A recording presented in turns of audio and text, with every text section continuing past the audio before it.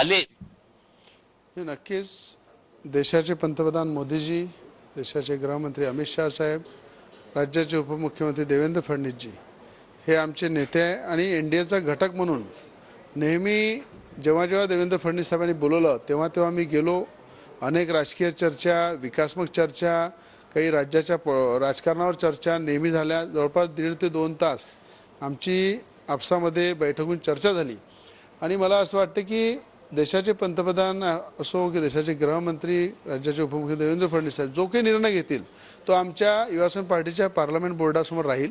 कारण आज सध्या युवासेना पक्षाच्या कार्याध्यक्ष आहे नवनीत राणा आणि पूर्ण कोर कमिटीसमोर जो प्रस्ताव येईल आमच्यापर्यंत तो प्रस्ताव आम्ही ठेवू आणि नक्कीच पॉझिटिव्हचा निर्णय घेऊ.